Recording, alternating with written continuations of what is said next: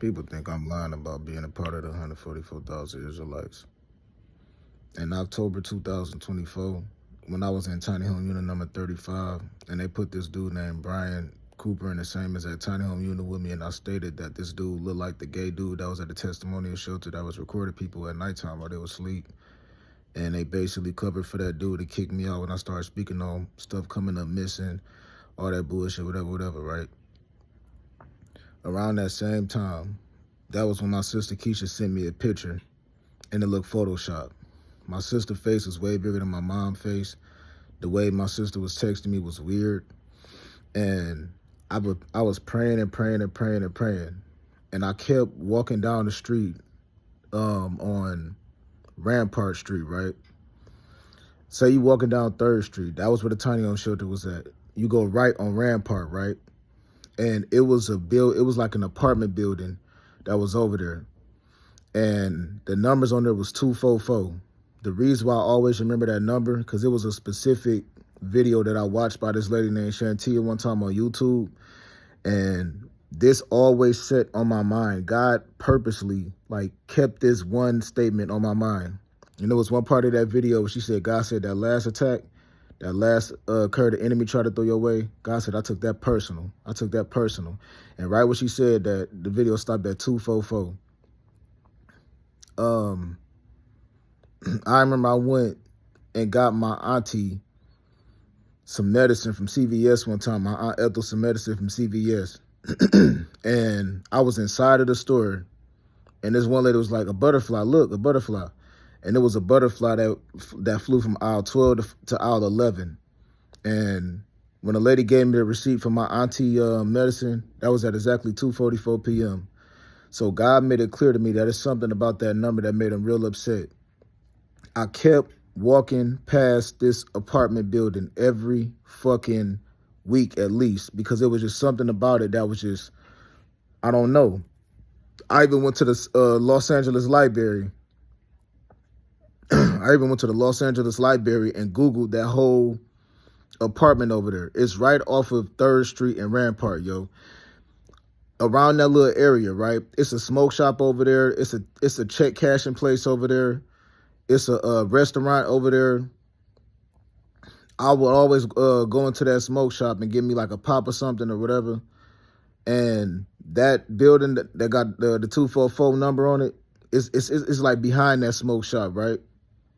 Every fucking week, I walk past her.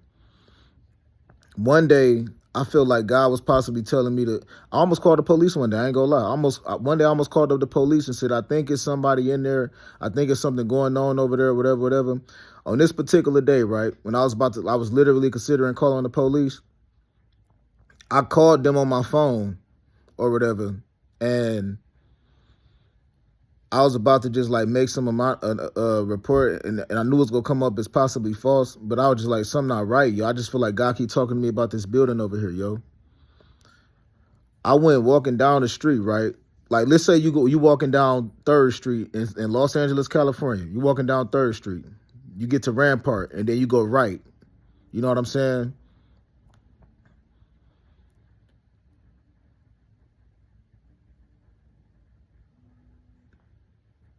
I go walking down that way one day, and then I come back around that same area, right? And it's like somebody actually put a dead rat on the fucking roof of somebody's car. I went walking down a little bit farther. Somebody put another dead rat on the roof of somebody's car. People was playing them type of games. Rats don't just die on top of cars and shit. You know what I'm saying? Like, people was playing them type of games. It used to be times when I'll be sleeping in a tiny home shelter, and there'll be somebody standing next to the door, and they'll be playing the video. You ever heard a gun cock and heard the bullet fall out like click clock, ding ding ding? You know how it sound when somebody cock a gun. It would be people literally playing videos of that shit, standing right next to the window at the tiny home shelter unit that I was in. You know what I'm saying? And that started happening way more when I was walking around that apartment. You know what I'm saying? That had 244 on it. It was something going on about that apartment, and I kept trying to figure out what it was. I kept trying to fucking figure it out, yo. When they moved that one dude, Brian Cooper, into that unit, that tiny home unit that I was in, That dude had a work vest. Now you know the work vest people wear when they like working on the road and stuff, like community service and stuff. The work vest that be glowing and shit like that. He had like I remember he left one time with one of them vests on, and I walked past that same exact apartment. I walked past that same area, yo. Probably like a few days later, and I saw like it was like a vest sitting up on a railing over there. It was a couple times I walked up, like I looked over there and I walked up over there, but I didn't walk all the way inside of that apartment over there. I just walked up because I feel like it's something God is telling me about that area over there. You know what I'm saying? I kept trying to figure it out, and the more and more and more I start easing toward that way, the more people start doing weird shit around me. Like it was one day I went up there, right?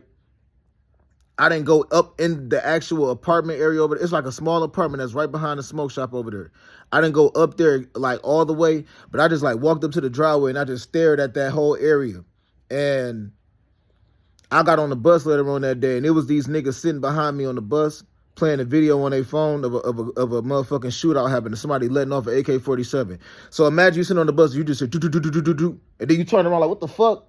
And then there's two dudes sitting behind you, and they're not looking at you, but they looking straight. Like they both know each other, and they both in character mode. Like and then while you looking at them that's sitting behind you, it's another girl that's like looking down and feeling kind of bad, and she just looking over and looking away. She kind of sort of looking your way, but she not really all the way looking your way. Like she well aware of what's going on. She know that these niggas is fucking with you type shit. So every single time, dog, I walked around that area.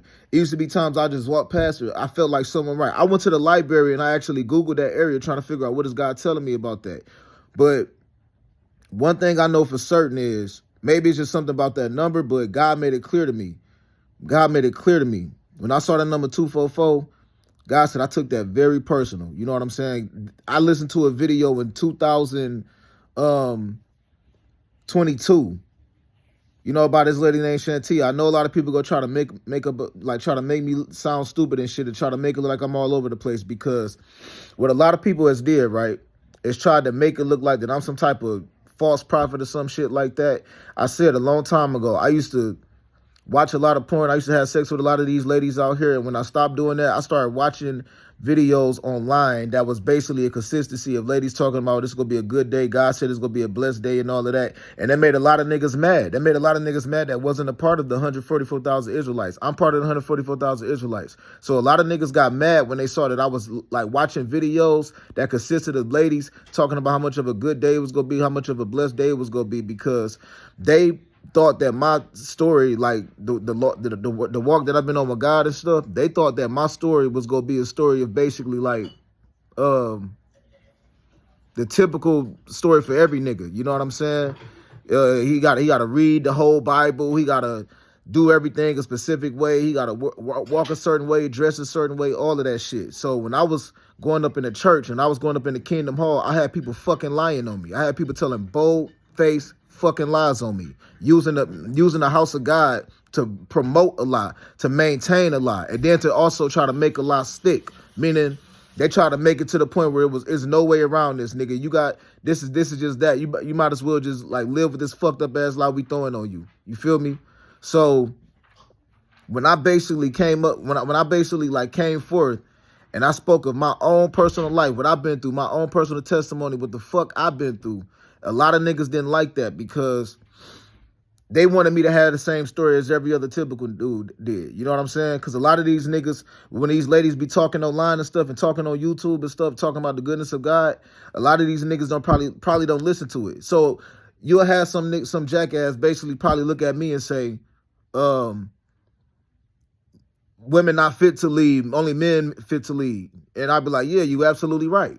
But God has used women at times. You know what I'm saying? It being that I used to look at a lot of these ladies back in the day in a lustful type of way, God said, okay, I'll use that. So I could have been up in the church. I could have been up in the Kingdom Hall somewhere. I could have been hanging out with a whole bunch of niggas and, you know, going to the gym and all of that. But God started speaking to me mainly specifically through certain ladies that was on YouTube, yo. You know what I'm saying? I don't know why. That's just what God chose. But me personally, if God was to ask me or if somebody else was to ask me, I personally believe it was because God knew that I just had that lustful state of mind with certain ladies. And I used to look at a lot of these ladies in a lustful way because I used to Like when I was sexually active, a lot of these ladies I used to record and stuff like that. When I was a kid, I used to watch a lot of porn.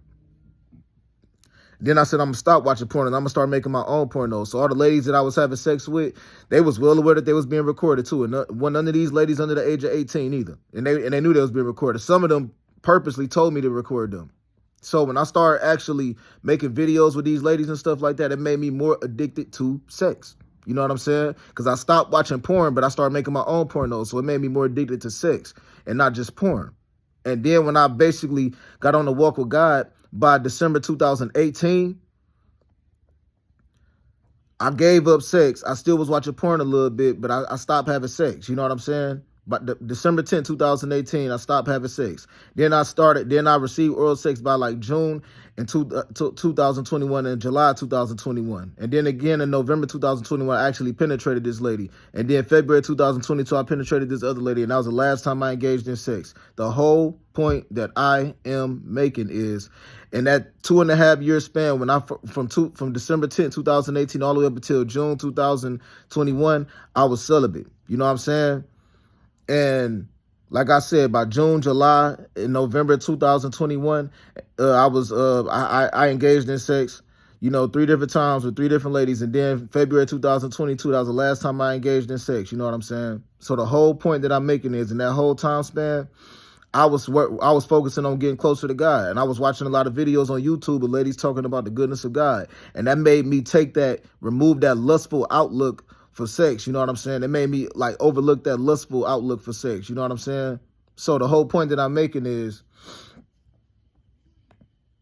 a lot of niggas will hear that story of mine and they'll get mad and they'll get upset because they want me to. People will try to put you into their own personal fucking compartment, and they'll want you to be with the fuck that they prefer you to be that nigga that got the same story that they got. A lot of these niggas probably grew up in a certain way. They went to church and they found God that way. I went to church and I got lied on. I went to the Kingdom Hall and I got lied on. I hung out around niggas that was supposed to be men of God, and then they help people lie on me. They help people maintain a fucking lie on me. As a matter of fact, they put niggas that was in the same gang that they were supposedly stepped away from. A lot of niggas got that story that they say they was in a gang back in the day and then they stepped away from that life, but they supposedly found God, but they also helped other niggas that was in the gang still make up fucked up ass lies about me. And this is after they supposedly found God. You feel me? So when I tell my story, when I speak on what I've been through, a lot of niggas get mad. They get upset and they get jealous more than anything, because they refuse to believe that God was using some lady on a video to basically talk to me, because they prefer to keep on trying to make a mockery of me or manipulate me, because people trying to make it look like that I was gay. People try to make up lies about me. Still to this day, it's lies being told about me. People try to make me look fucking gay, yo. So they said, okay, he listening to women because he gay. I'm not gay. I'm not talking to men in a flirtatious way and an attractive way. I'm not attracted to men. You feel me? So when I basically gave a better description of what I've been through and stuff like that, niggas got too jealous. And the reason why I'm giving the description of all of this right now is because God used certain females to talk to me with that number, yo. So I don't know if it was something going on at that apartment over there on 3rd and Rampart. I went to the Los Angeles Library one time, yo, and I was about to print out the actual details of that map over there. I walked past that apartment at least once out the week trying to figure out what is God telling me about that area over there. And then look, you say you walking down 3rd Street from the Tiny Home Shelter, then you go right on Rampart, right? You walk all the way down to the next main street, and there's like a restaurant over there. But right before you get to that restaurant, it's like in an apartment area over there too. I forgot the name of the street that's over there though.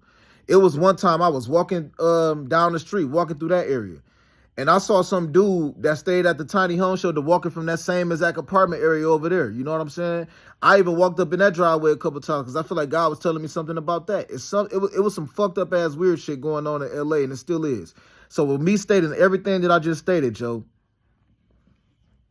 I'm not lying about feeling like my family members have been cloned or something, yo. I'm not lying about feeling like it's certain people that look like them and all of that type of shit. I'm not lying about feeling like it's a possibility they got reeled out in Cali in some type of fucked up way. And like I said, when they moved that Brian Cooper dude in that room, it was a lot of weird shit going on. One time he had like a tan jacket in there. It was like an all tan jacket that he had in there. And then I walked to 3rd and Rampart one day, went to that store, that smoke shop over there, and I saw that tan jacket sitting on top of the bus stop stand. You know where the bus stop is at. They got like a little bench over there that you could sit at. It was a tan jacket sitting on top of that. Like the 3rd and Rampart bus stop thing. It was a lot of weird shit going on, yo. And I don't know, but I just feel like it was something about that apartment over there. I GPS'd it. I kept looking up videos, trying to figure out what God is telling me about that. But way back in 2022, God was telling me, like, I took that personal. I took that very personal. That last attack, I took that personal. It was this one lady named Shanti on a video that basically was speaking about that, yo. And that's the main reason why it's a lot of screenshots that I got in my Galaxy 10 that I no longer have no more. I left that Galaxy 10 in this place called the Bend, yo. That was a storage area. I stopped going to that area because you got to renew your shit every single week at the Bend. So, with all that being said, I've been talking now for 16 minutes.